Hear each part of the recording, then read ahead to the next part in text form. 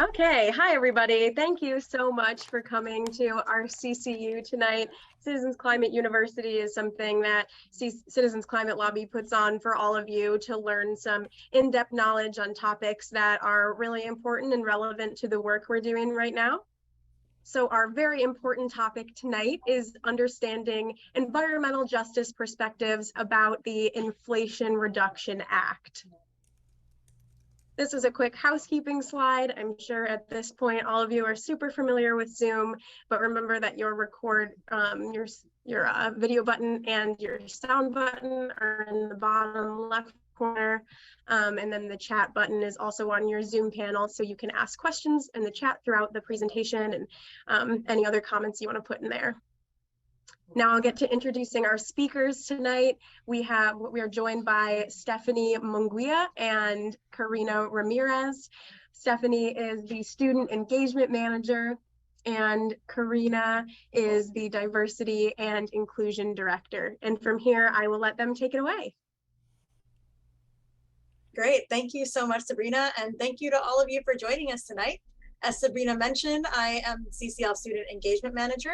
My name is Steffanie Munguia. I am originally from Puerto Rico and currently reside on the ancestral lands of the Seminole, Tequesta, and Miccosukee in Miami, Florida, while I work on my PhD down here.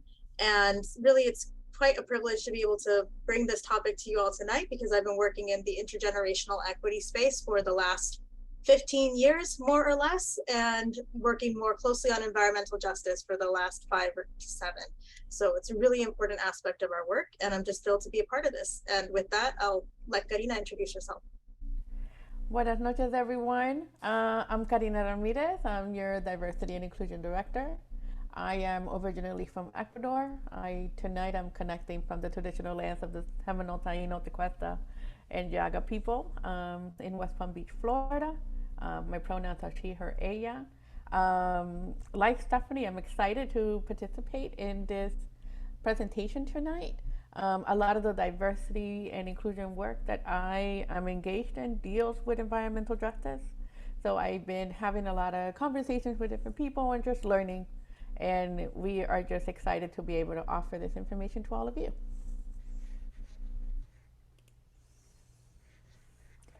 So the 3 learning goals for tonight. We are going to review the impact of the Inflation Reduction Act. We're going to understand potential responses that you may see when you encounter different communities. And we're going to give you some tips on what you can do locally. So before we get started, we want to begin by setting the stage with a bit of a disclaimer of what this training is and what it isn't. The purpose of tonight's training is to build awareness of the impacts of the Inflation Reduction Act. We're here to uplift the labor of environmental justice communities across the United States and the work that they've been doing, first to secure the provisions that are in the legislation, and secondly, to voice concerns about the things that didn't make it into the bill or that did and are likely to harm predominantly under-resourced communities. We recognize first and foremost that we are not ourselves members of these communities, but rather we're creating a space for us to learn together about these concerns. We're also hosting this training in part to acknowledge and begin to rectify the harms that were done by many climate groups in our celebrations following the passage of the bill. I want to be absolutely clear, this legislation is a historic and critical investment in addressing climate change here in the United States, but we'll hear more throughout the night about how well-intentioned celebration led to the erasure of many of the environmental justice communities and their concerns about the legislation. Lastly, we also want to acknowledge that these concerns have not been getting very much attention in the news.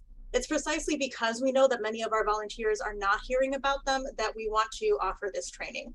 We believe this is part of our integrity value as CCLers. So if you've not refreshed your memory on these values recently, I'll just read this little snippet from our integrity core value.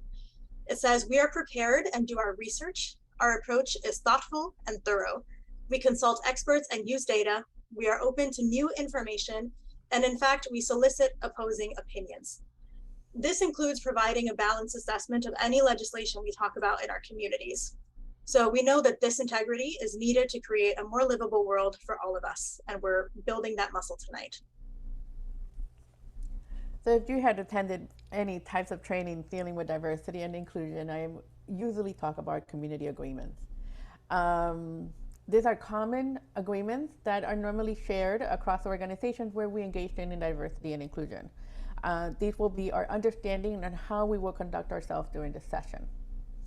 Now, the agreements say this: we want you to be present and stay curious, be open to learning about different points of view, no shaming, no blaming or scolding yourself or anyone else, listen for understanding and don't interrupt others when we get to the part of the discussion. And when we get to that discussion, speak from your own experience, use I statements or from my perspective. And the concept of take space and make space, if you find yourself speaking just a little bit too much compared to other people, allow other people to share their viewpoints. If everybody is in agreement with these or would like to add more, please say yes in the chat or add whatever you wish should be included in that community agreement. I would like to see a whole bunch of yes, hopefully. Thank you. Great, thanks everybody. All right, I'm not seeing any requests for any additions. So I will go ahead and jump into the training then. All right, so before we officially dive into our content tonight, we think it's valuable to start with the reminder of what we mean by environmental justice. Dr. Robert Bullard, who is widely regarded to be the father of the environmental justice movement, particularly here in the United States, describes environmental justice as the principle that all people and communities have a right to equal protection and equal enforcement of environmental laws and regulations. More specifically, it acknowledges that America continues to be segregated, and as a result, so is pollution and our experience of it. Race and class still matter and map closely with pollution, unequal protection, and vulnerability. If you want to learn more about environmental justice and how to engage with environmental justice groups, as a CCLer, we invite you to review the Working with Environmental Justice Communities training that is on Community that was put on by our incredible climate and environmental justice action team. So I'm pasting that link in the chat right now.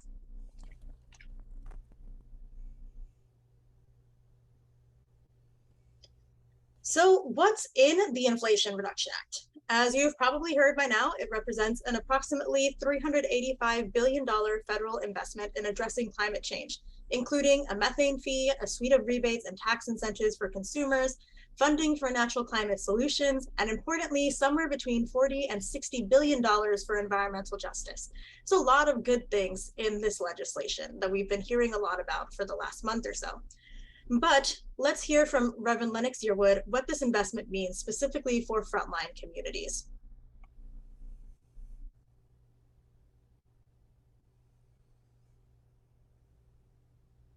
Now, a closer look at the historic legislation that the Senate just passed. The Democrats' reform bill is the largest investment in climate policy in U.S. history, including over $300 billion to address global warming. It also sets a goal of reducing carbon emissions by 40% by the year 2030, and it creates an electric vehicle tax credit. Joining me now to discuss what this will do and what it won't is Reverend Lennox Yearwood Jr., climate activist, as well as the president and CEO of the Hip Hop Caucus. Let's jump right into this, Reverend. I know you're in Washington today. You're from Louisiana, though, so you're from, and you mainly deal with communities that are feeling the impact of climate change. What does this bill really mean on the ground? Well, on one aspect, this bill is historic, and it's a critical bill for humanity. Not a bill for a Democrat or Republican, but for humanity. This bill, but you're right. I am from Louisiana. I'm from the Gulf Coast, and there's provisions in this bill that hurt our community, that lock in infrastructure as far as leases in regards to on water and on land. That is the wrong direction and literally will put those communities, particularly those next to fossil fuel infrastructure, in harm's way. Continue this cycle of sacrifice zones in America. You're talking about the expansion of some drilling, some offshore drilling, and also leasing of federal lands. Do you think the bill, I know the folks who wrote it were trying to balance things, and they added a slew of tax credits to encourage clean energy. Do you think that balances out? I hear your concern, but in sum total, where does this bill stand? Well, let me say this. In regards to clean energy, it's exciting for solar and wind. It's where we have to go. I mean, this is a bill for not only future generations, but for us right now. This truly was our lunch counter moment for the 21st century. We had to pass this bill. But with that being said, clearly there are those within the fossil fuel industry who don't want to give up, their reign on power. And they don't want to begin to transition to clean energy. And so they made sure that these things were written into the bill. And I always say this to people, that's problematic because there are communities who are living next to these facilities who would now get cancer, asthma, emphysema, and it will cause them to literally have a horrible life. And we cannot balance that, having us pushing for polluters and not for people. I know that you feel that in the communities that you're talking to, that you represent.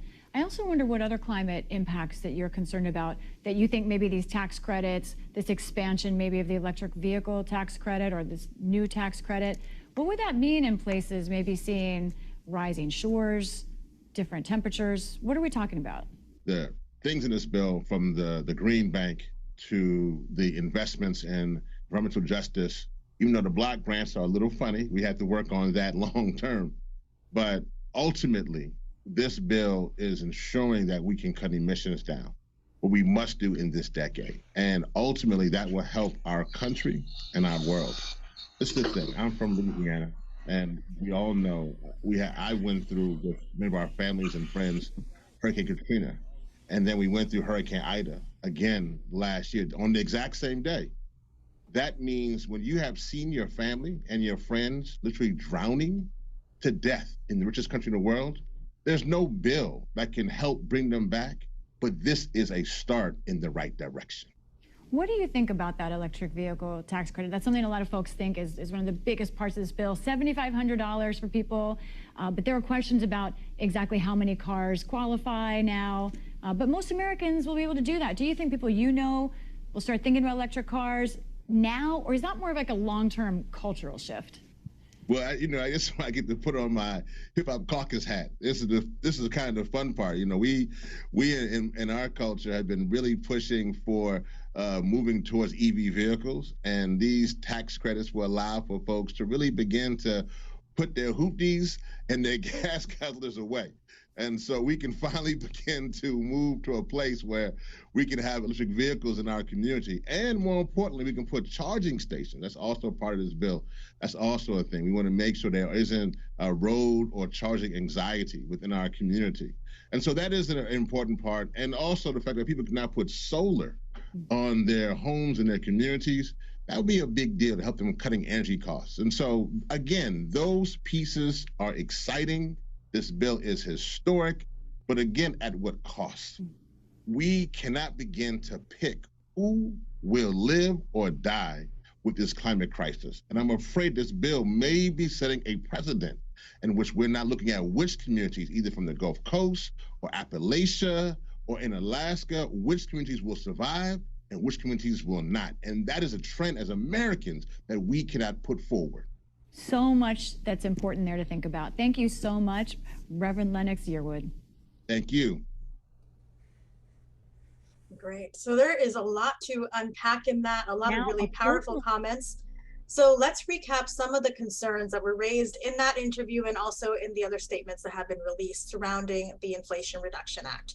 I think a really powerful part of Rev Yearwood's testimony there is that on the one hand, this is hugely historic. He refers to it as the lunch counter moment of our time. That is a huge win. But at the same time, this really balanced response of who gets to decide who makes it through this crisis. So some of the specific concerns that have been raised, in particular, this first concern around expansion of oil and gas leasing, expanding sacrifice zones, that's really the one that's getting a lot of attention. That's because the bill has linked renewable energy development to further oil and gas exploration. So many EJ advocates are saying that that essentially creates more sacrifice zones. As a result, polluting facilities will continue to harm human health, in particular that of frontline communities, because that's where most of those polluting facilities have been located historically and are likely to continue to be developed unless there's specific guardrails put in place. Similarly, and I do want to flag that CCL has historically supported carbon capture and sequestration technologies, and the IPCC reports do indicate that some form of carbon capture will be needed to reach our climate targets. But environmental justice groups are concerned that these technologies might be misused or abused to extend the life of harmful facilities. There are also some missed opportunities that they point to. For example, rather than investing in key infrastructure priorities like public transit, the legislation prioritized things like EV tax credits and rebates for home upgrades, which are incredibly valuable but disproportionately benefit middle and higher income households, while ignoring the needs of lower income users of public transit, for example, and renters. Much of the climate funding also excludes community-based financial institutions and credit unions from being able to administer it. So that leaves certain communities that really rely on these sorts of depository institutions behind. Another large underlying concern is that the bill says very little about how implementation should be achieved. In fact, a lot of insiders believe that agencies are going to be looking to rapidly expand their collaborations and partnerships with nonprofit organizations and other community groups to support the implementation, because there's very little in-house capacity currently to achieve the mandates that the bill has laid out. So that could be a really great opportunity, but it is something that, for obvious reasons, can provoke a bit of anxiety because we're not quite sure what this implementation will look like. So these are a couple of the more explicitly stated concerns that we see in a lot of the reactions, but I think it's critically important to note that there are deeper concerns than just what's made it in or not into the legislation. There's also concerns that speak to a generalized disillusionment with the democratic process itself. And as CCLers who believe in democracy, this is a really critical piece we have to understand. So we're going to hear from Tara Huska, who's an Ojibwe Indigenous lawyer and land defender, and she's speaking to the underlying concerns of the exclusion from the decision-making process, the side deals that were made to reach compromise, and some opportunities for future intervention. We're just going to listen to a small snippet of this, but you're welcome to use that link when you have access to the slides to listen to the full interview.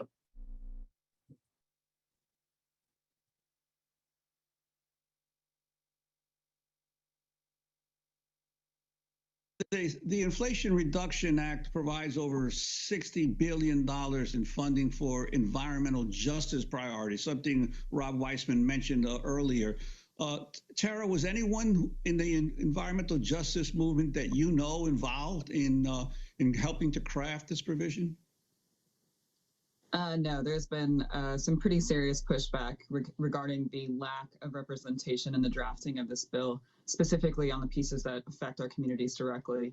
You know, from my perspective, it doesn't really work to throw money at us if we don't have habitable places to live.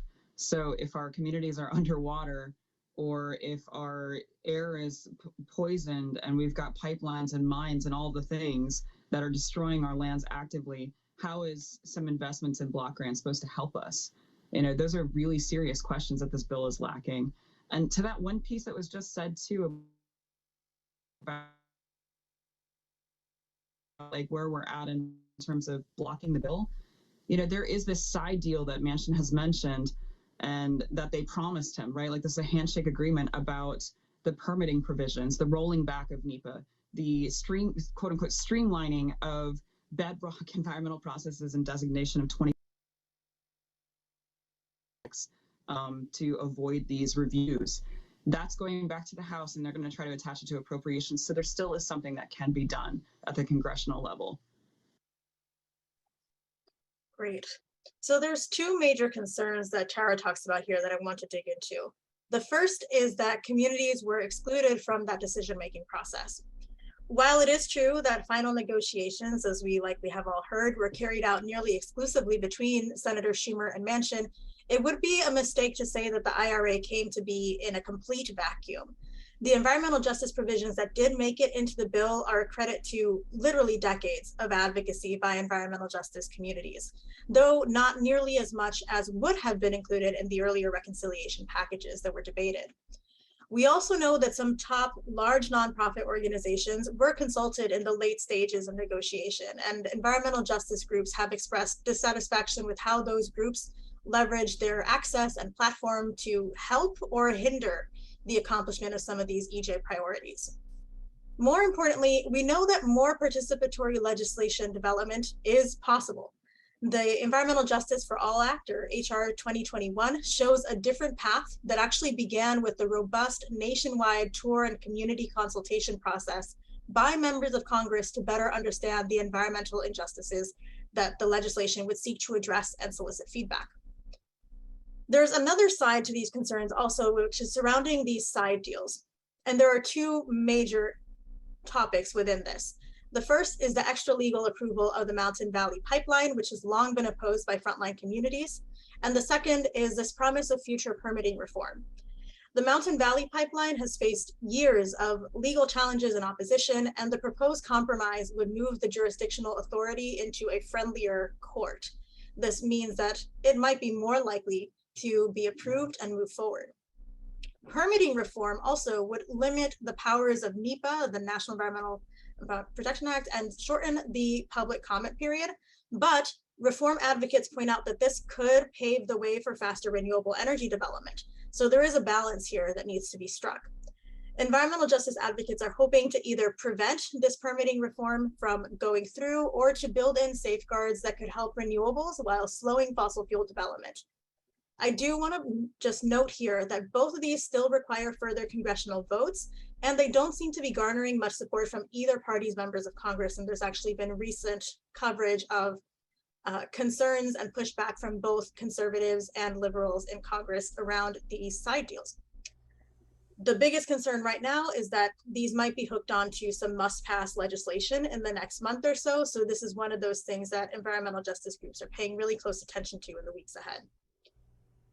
All in all, though, people from all different backgrounds are acknowledging that this legislation is, to quote from a leader from the Environmental Justice Action Team in a great conversation we had recently, that it's so far from what we need and so far more than anything we've ever gotten before. But it's critically important that no matter which of these two framings you feel you're aligning with the most, whether this is more than we've gotten before or far away from what we actually need, both of these imply that further action is needed. Before we talk about what that action might look like for CCLers and within our context, we want to make sure that you hear from a few more organizations about how they're reacting to the legislation. So we have selected a couple of views from different entities. I'm going to read them. If I go a little fast, my apologies. But again, you will have access to the slides. So you'll be able to see their entire response, because a lot of these are long letters. But I will share the perspective from different organizations. So the first one is the Green Leadership Trust, which is a cross-organizational network of Black, Indigenous, and people of color that serve on boards in the U.S. and U.S. nonprofits of environmental organizations. From their viewpoint, they feel the Inflation Reduction Act has the potential to provide for needed housing upgrades and jobs. It also aims to improve air quality and ensure access to clean drinking water. However, the legislation includes relative modest levels of investment in the environmental justice community that have suffered disproportionately from our nation's reliance on fossil fuels. In our analysis, the legislative package will expand sacrifice zones to compound harm to our communities. This is one sentiment that has been expressed by several organizations. I wanted to also share the perspective of Vivian G. Huang, who is from the Asian Pacific Environmental Network, feeling that the bill includes some worthwhile investment in renewable energy and healthcare, but it also brings even more harm to people living alongside big polluters and further destabilizes our climate. We need real climate solutions that transition us away from fossil fuels and invest in building healthy, life-sustaining economies in the communities most harmed by the fossil fuel industry.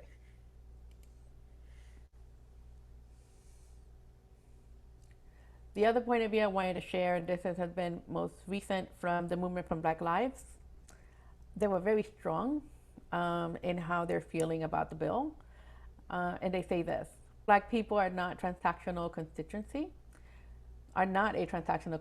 for the forgetful democracy. And we demand a politic that recognizes the impact of this legislation on our daily lives, safety, and futures. Unfortunately, the Inflation Reduction Act takes us away from building an equitable future as it denies the demand to end fossil fuels before our planet reaches the tipping point. We see the Inflation Reduction Act for what it is and demand transformative climate legislation that will actually prioritize conditions for a livable planet beyond emissions calculations and economic models. And like all of them, there has been a series of organizations that have put their statements out there. And these range from some positive aspects of the bill, like they have been expressed in the videos that you have seen, as well as the concerns about the oil and gas leases. The Indigenous Environmental Network called the IRA a Trojan horse. And it's a bill based on false solutions. The Minnesota 350 says the bill perpetuates harm, and the organization makes a commitment to continue working to push for the future we know is possible. There is a lot of perspectives here, and we have highlighted all of the statements that we hope that you read after you have time after this presentation. So I wanted to give you some understanding of some perspective that you are going to see out there. And I was thinking about this, wondering, you're going to go out to different events and you're going to see different people, and what are you going to come across? So, and I'm suspecting that you will have 4 ranges of these. You're going to find people that are going to be fully positive in their perspective about the bill, fully negative, fully neutral, and those in between. If you come across someone who is truly positive and engaging with the entire thing, fabulous. Continue engaging and find a way to work together. If you come across someone who is fully negative about this bill, find an opportunity to listen to the perspective. And I cannot say it enough. Listen. If the person offers or is open to conversation, be the CCLer that you are. If not, leave it alone. People who are fully against something sometimes do not want to have a discussion about this. But you are going to be the only one to know when that situation presents itself.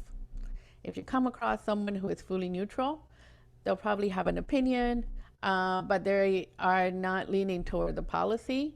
They might not know a little bit about the IRA. You could come across that person. Or they know something, but they're still unsure on how they feel about the bill. And then you could come across someone who is in between. That person is still deciding. They're looking at the pros and cons of the legislation. They may want to discuss more about it, and they possibly could want to engage with you if they give you permission to do so.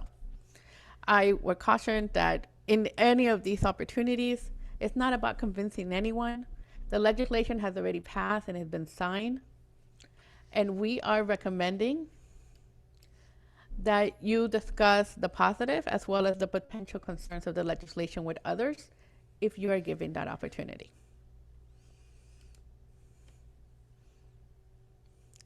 So I wanted to put forward a most typical scenario. Again, let's say you're out and about hosting a tabling event and someone who may have heard about the IRA is already against it. How would you engage in conversation with this person? Right? Someone could say the additional oil and gas leases allowed under the IRA are expanding sacrifice zones, and it's our communities that are being sacrificed. I want you to think for a second, and if you have a sheet of paper near you, or if you are willing and able, think about your response. And I'll give you a couple of seconds for this.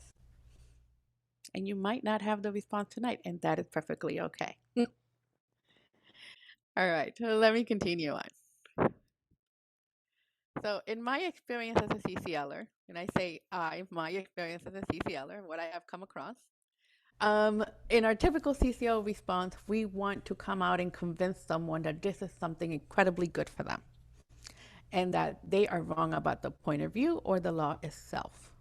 And we might want to show up with data and say, in the long run, and you're going to come and insert the benefits. I will caution and suggest for us not to do this. I would like to say that We want to be aware of people's life experience and that their life experience is not and cannot be wrong. But this is our opportunity for you to listen to the concern that is being shared for the purpose of understanding. We do this when we are in the offices with our elected officials, regardless of party affiliation, right? We have been in many meetings with many people. And I want us to think of our trainings and to think what we learned there. In particular, think about what you learn when you go to the motivational interviewing training. I would like you to think about that and to revisit it if you need a little refresher. So here's our response, and I would like to thank the EJ Action Team for helping us come up with things that, could be helpful, things that you could say. And we thought these would be EJ-friendly responses. Thank you for sharing that with me. I'm worried too. I wish that wasn't in the bill. It's deeply disheartening that community health was used as a bargaining chip. What are your demands for Biden Congress at this point? Would it be useful to you if I or my organization help amplify them? Because you want to give people an option to think where and how they want to engage. Your goal during this scenario, and we have said this in other meetings with other occasions, you want to build trust, but you want to build trust by not omitting information. Your conversation with a potential EJ member should be to understand their views and how you can independently of them advocate for their concerns. You wish to grow your own understanding of this issue during this time. You wish to be a friend to a person working through their feelings about something difficult, in particular, the effects of this bill on their communities. You wish to find out if there's something productive you can do to help.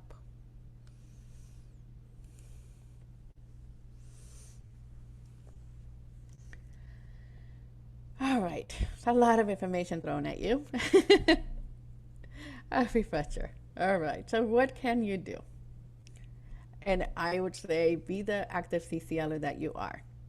The environmental justice implications of the IRA, though systemic in nature, will be mostly felt at the local level. My recommendation to everyone is to continue community building. And this will look different depending on where you are across the country. And I want you to think about what conversations are already taking place there if you haven't been involved locally in your community. What is being shared? What is happening there? Do not be afraid to attend a workshop, a session, a gathering to learn more, because with knowledge comes power, and with knowledge comes an opportunity to be able to be a better and effective advocate. I would recommend for you to stay up to date on the implications of the legislation in your area. And we are still in the process of learning how this bill will be implemented. It's one of those things that would, left out. We're waiting for what that would look like. Right now, I feel that this is a time for us to build connections locally, to learn again what are the concerns of the communities around you, and how you will determine your level of engagement based on the information that you are learning from the people that you're meeting and interacting with.